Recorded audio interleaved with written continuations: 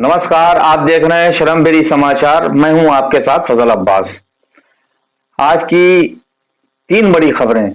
पहली खबर लखनऊ से, दूसरी खबर महाराजगंज से, तीसरी खबर अमरोहा के नगर नौगावा सादात से।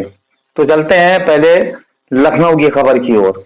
आफ्ताब शरीयत शिया धर्म गुरु मौलाना सैयद कल्बे नकवी की सरपरस्ती में चल रहे शिया सेंट्रल वक्फ बोर्ड के भ्रष्ट चेयरमैन ने ऑल इंडिया शिया यतीम खाना का रिन्यूअल किया रद्द।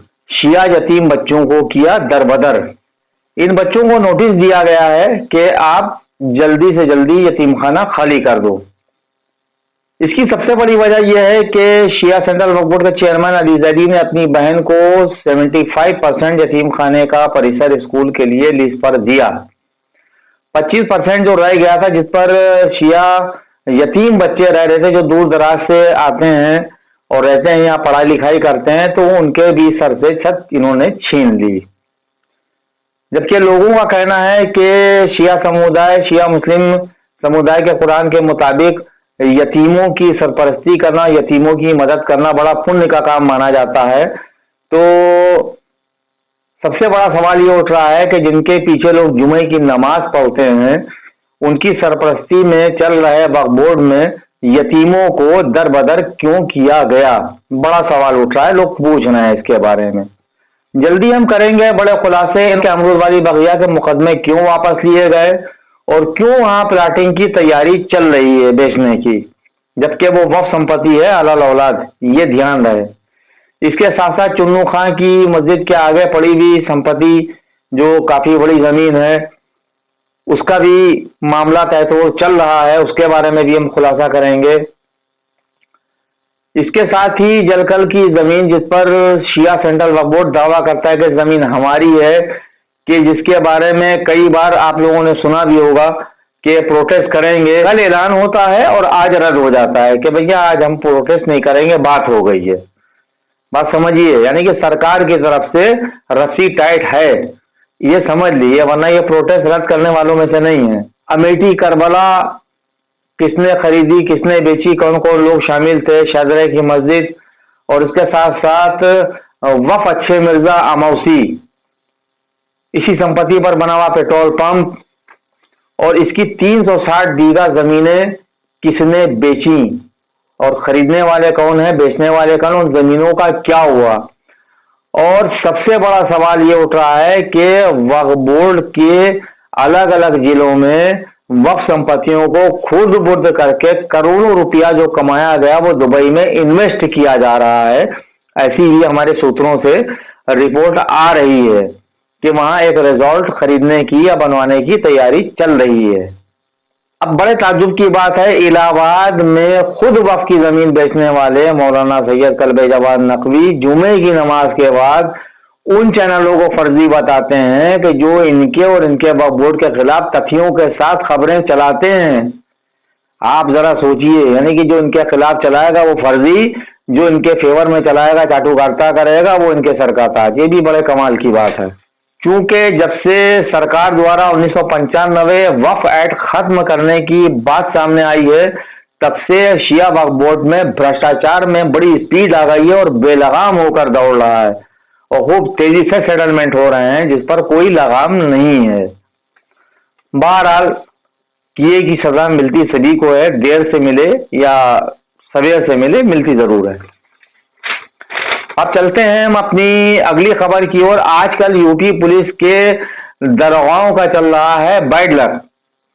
4 दिन पहले एक दरोगा जी नूरपुर के अनोखे लाल, जिनके आय से ज्यादा संपत्ति के मामले में विजिलेंस ने रिपोर्ट दर्ज कराई थी, इसके बाद एक मामला और आ गया महाराजगंज का। मामला संज्ञान में आया था जगदीशपुरा में, जिसमें गोपनीय सूत्रों से ये पता चला था कि पुलिस के कुछ कर्मियों ने, जिसमें एसओ भी इन्वॉल्व थे और आबकारी टीम ने, एक परिवार के कुछ सदस्यों को जो शायद एक जमीन पे केयरटेकर के रूप में रहते थे, उनको अवैध शराब में और अवैध गांजे में बंद किया था और उसके बाद उस जगह का कब्जा तब्दील हुआ है। जब ये चीजें संज्ञान में आई जो 3-4 दिन पहले संज्ञान में आई थी। हालांकि ये घटना अक्टूबर-नवंबर की है। तो डीसीपी सिटी ने एक रिपोर्ट दी थी जिसके बेसिस पे एसओ का और बाकी जो पुलिसकर्मी उसमें इन्वॉल्व थे उनके खिलाफ निलंबन की कार्रवाई की गई और उसके बाद उनकी विभागीय जांच एएसपी हरिपर्वत को दी गई और उसके साथ साथ ये पता किया गया कि इस पूरे प्रकरण में कौन वादियां हैं। वादिया को बुला के जो उन्होंने तहरीर दी उस तहरीर के बेसिस पे कुछ पुलिसकर्मियों के खिलाफ और प्राइवेट लोगों के खिलाफ मुकदमा दायर किया गया और जो परिवार वहां पे रहता था जिसको वहां से हटाया गया था उस परिवार को पुनः वहां पे विस्थापित किया गया है और उसके अलावा जो भी उसमें लीगल प्रक्रिया करनी है चाहे वो 145 सीआरपीसी की कार्रवाई हो, अगर आवश्यक होगी तो वो की जाएगी, अगर नहीं आवश्यक तो अन्यथा उस परिवार को वहां पे दोबारा से विस्थापित करवाया गया पुलिस के द्वारा। और जो भी इसमें पुलिसकर्मी इन्वॉल्व हैं या आबकारी विभाग के लोग इन्वॉल्व हैं उनके खिलाफ विभागीय जांच करके उनकी जो भी उचित कार्रवाई उनके खिलाफ सख्त से सख्त कार्रवाई है वो की जाएगी।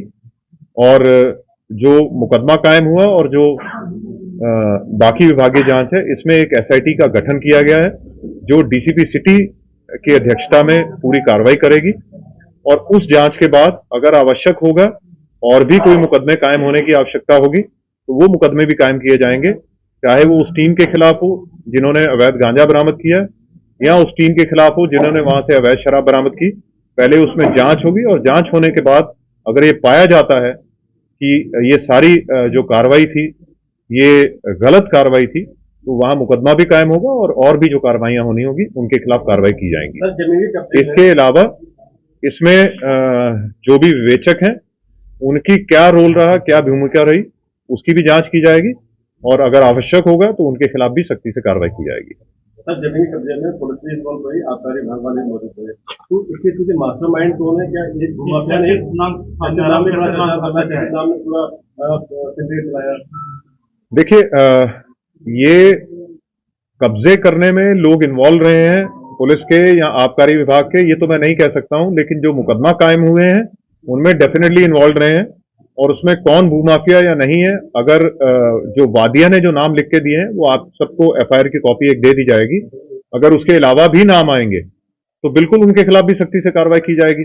जब हम डिपार्टमेंट के जो लोग हैं उनके खिलाफ कार्रवाई कर रहे हैं तो जो भी इसमें भूमाफिया या कोई और इसमें इन्वॉल्व होगा उनके खिलाफ सख्ती से कार्रवाई होगी। सर, आगे यदि इस तरीके का मामला सामने ना आए और तमाम इस तरीके के प्रकरण जमीन से संबंधित आते रहते हैं पुलिस के पास, तो क्या सर देखिए कार्रवाई बहुत क्लियर है कि कोई भी ऐसे जमीन के मामले जो भी डिस्प्यूटेड हैं उसमें पुलिस का कोई रोल नहीं रहता एक्सेप्ट कि वो यथास्थिति मेंटेन करें और ये बिल्कुल क्लियर निर्देश हैं जो हर मीटिंग में सबको बताए जाते हैं, सभी अधिकारियों के माध्यम से, सभी एसओ इंस्पेक्टर्स को भी, सभी चौकी इंचार्जों को, कि पुलिस का मैटर हमेशा ये होता है कि जो वहां पे विस्थापित है, हमारे पास बहुत से कंप्लेनेंट आते हैं जो कहते हैं कि हमारे घर में 25 साल से 30 साल से कोई रह रहा है या दुकान में रह रहा है, तो वो उनको जो लीगल प्रक्रिया अपनी फॉलो करनी है, जो कोर्ट के माध्यम से उनको एविक्शन करवानी है, कोर्ट के माध्यम से एविक्शन करवानी है। पुलिस कोई ऐसा माध्यम नहीं है जिससे कोई किसी को एविक्ट करवा दे, चाहे कोई मामला कितना भी डिस्प्यूटेड हो, कितना भी कोई उसमें किसी को प्रॉब्लम हो, लेकिन उसका तरीका वही है कि उनको कोर्ट को अप्रोच करना होगा।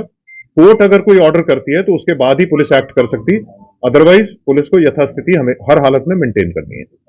ये सर, इसमें एक दूसरा पक्ष था नैमिचंद जैन जिसका नाम चल रहा है, उसके खिलाफ भी कोई कार्रवाई हुई है? देखिए, जो भी इसमें इन्वॉल्व होगा, अगर जो आप नाम ले रहे हैं अगर उनके द्वारा ये किया गया तो वो क्लियर हो जाएगा इन्वेस्टिगेशन में, उन सब के खिलाफ कार्रवाई होगी जो भी इसमें इन्वॉल्व होगा इसको खाली करवाने या कब्जा तब्दील करवाने में।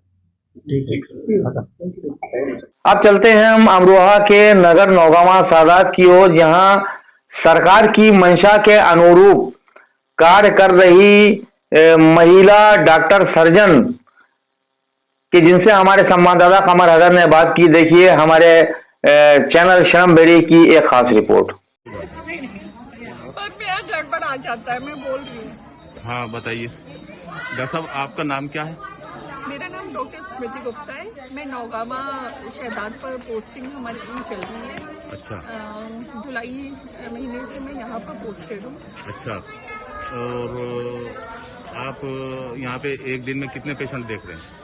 यहाँ पर कम से कम हर 4-5 डॉक्टर्स हैं, सब पर कम से कम 80 से 100 पेशेंट्स आ जाते हैं। और नहीं, ऐसे आप OPD महिला चल रहे हैं, आप महिला हैं, महिला पेशेंट तो आप ही के पास में आते होंगे? हाँ, महिला पेशेंट हैं हमारे। अभी लोगों में अवेयरनेस नहीं है इस अस्पताल का, जी। तो जिसकी वजह से अभी 40-50 OPD चल रही हैं महिलाओं की।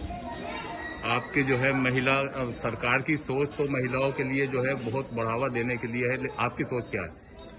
मेरी सोच है एक घर की जो एक मुख्य गृह मंत्री जो गृहिणी, बोलते हैं गृहिणी। वो घर, हाँ गृहिणी, हाँ, जो एक गृह मंत्री बोलते जी। हैं वो हमारी होती हैं महिलाएं। अच्छा, महिलाएं मेन एक सब्जी में बनाने के लिए जैसे मेन गरम मसाला इम्पोर्टेंट इंग्रेडिएंट्स है, जी। वैसे घर में एक महिला का बहुत इम्पोर्टेंट रोल होता जी। है। अगर महिलाएं अपने स्वास्थ्य का ध्यान नहीं जी। देंगी, जो चीज इंडिया में काफी ज्यादा इग्नोरेंस में है, महिलाएं अपने स्वास्थ्य का ध्यान ना देकर पूरे घर का ध्यान देती जी। हैं, जिसकी वजह से वो अनचाहे वे में बीमार पड़ जाती हैं, और बीमार होने की वजह से ना वो परिवार पर ध्यान दे पाती हैं, स्वास्थ्य से मजबूर हो जाती हैं और ना बच्चों पर ध्यान दे पाती हैं। तो इसलिए मैं चाहती हूँ कि हर महिलाओं को अपनी आय, अपनी सुरक्षा, अपने आगे के परिवार के लिए